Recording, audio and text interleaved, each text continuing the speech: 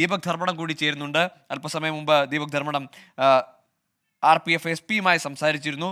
അദ്ദേഹം ഈ കേസുമായി ബന്ധപ്പെട്ട ചില വിവരങ്ങൾ കൂടി 24-നോട് പങ്കുവച്ചിട്ടുണ്ട്. ഈ സംഭവത്തിനൊരു ദൃക്സാക്ഷി ഉണ്ട് എന്ന വിവരം കൂടി ഈ മണിക്കൂറിൽ വരുന്നുണ്ട്. 24-ലൂടെ ആ വിവരം പുറത്തുവിടുകയാണ്. റെയിൽവേ കച്ചവടക്കാരൻ്റെ മൊഴി രേഖപ്പെടുത്തുന്നു എന്നാണ് മനസ്സിലാക്കുന്നത്. ദീപക് ധർമ്മടം ചേരുന്നു. ദീപക്, ഈ കേസുമായി ബന്ധപ്പെട്ട് എന്തൊക്കെ വിവരങ്ങളാണ് റെയിൽവേ SP 24-നോട് പങ്കുവച്ചത്? ഏതൊക്കെ വകുപ്പുകൾ ഇപ്പോൾ ആ SP-യുടെ പ്രതികരണത്തിലേക്ക്? He is from Odisha. He is in our custody, so we're registering FIR. Strengthening, we are like people are there in the train. MOP is there. Beats are going on. Yeah, we immediately when the incident is reported, immediately our people in the train they immediately caught him. He is little violent, we didn't register. We are able to register because the person has to go to Thrissur because it's a moving train.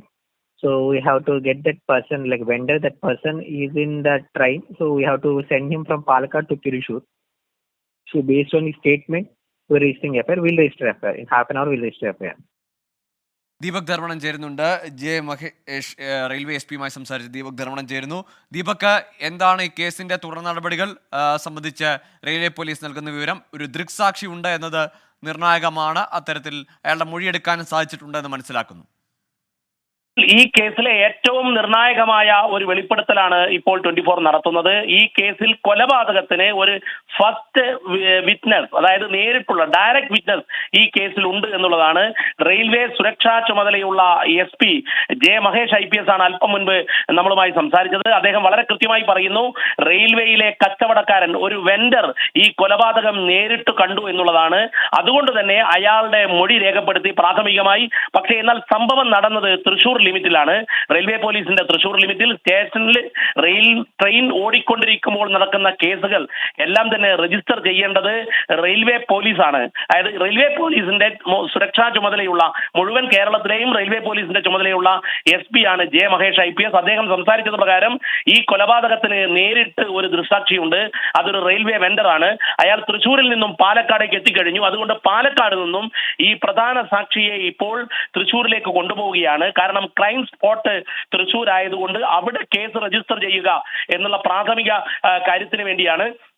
ഇയാളുടെ ഈ പറയുന്ന വെൻഡറുടെ മൊഴി രേഖപ്പെടുത്തിയ ഉടൻ തന്നെ FIR register ചെയ്യും. 302 വകുപ്പ്, അതായത് കൊലക്കുറ്റത്തിന് ഇന്ത്യൻ ശിക്ഷാ നിയമത്തിൽ IPC 302 വകുപ്പാണ്. ആ വകുപ്പ് ചുമത്തിക്കൊണ്ട് തന്നെ ഈ നിർണായകമായ സാക്ഷി മൊഴിയോടുകൂടി ഈ ഒഡീസക്കാരനായ ഈ രജനീകാന്തിനെ പ്രതിയാക്കിയുള്ള FIR രജിസ്റ്റർ ചെയ്യുമെന്നുള്ളതാണ് SP ജെ മഹേഷ് പറയുന്നത്. ഈ കേസിൽ ഏറ്റവും നിർണായകം ഇതിൽ ഒരു ദൃക്സാക്ഷിയുണ്ട് എന്നുള്ളതാണ്. കൊലപാതകത്തിന് ആ ദൃക്സാക്ഷി റെയിൽവേയിലെ ഒരു വെൻഡറാണ്.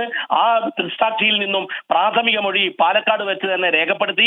തുടർന്ന് ഈ ക്രൈം സ്പോട്ട് അല്ലെങ്കിൽ ക്രൈം ഇൻസിഡന്റ് നടന്ന ജൂറിസ്ഡിക്ഷൻ തൃശൂർ പോലീസ് ആയതുകൊണ്ട് തൃശൂർ റെയിൽവേ പോലീസിലേക്ക് അയാളെ കൈമാറാൻ വേണ്ടിയുള്ള യാത്ര ഇപ്പോൾ നടന്നുകൊണ്ടിരിക്കുന്നു. അല്പസമയത്തിനകം തൃശൂരിലെത്തിയാൽ ഉടൻ തന്നെ ഔദ്യോഗിക മൊഴി രേഖപ്പെടുത്തി FIR രജിസ്റ്റർ ചെയ്യും. 302 വകുപ്പ് ചുമത്തും എന്നുള്ളതാണ് നമുക്ക് ലഭ്യമാകുന്ന വിവരം.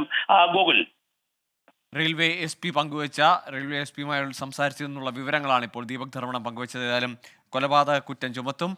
കൃത്യമായൊരു ദൃക്സാക്ഷി, റെയിൽവേയിലെ ട്രെയിനിലെ കച്ചവടക്കാരനായ ഒരാൾ, ഈ സംഭവത്തിന് നിർണായകമായൊരു ദൃക്സാക്ഷി ഉണ്ട് എന്നതുകൂടി റെയിൽവേ SP ജെ മഹേഷ് 24-നോട് പങ്കുവച്ച വിവരത്തിലുണ്ട്. ഏതായാലും തൃശ്ശൂരിലെത്തിയ ശേഷമായിരിക്കും ഉടൻ തന്നെ FIR രജിസ്റ്റർ ചെയ്യുക. ഈ റെയിൽവേ വെൻഡറുടെ, ഈ കച്ചവടക്കാരൻ്റെ മൊഴി ഈ കേസിൽ നിർണായകമാകും എന്നതാണ് ഇപ്പോഴത്തെ വിവരം.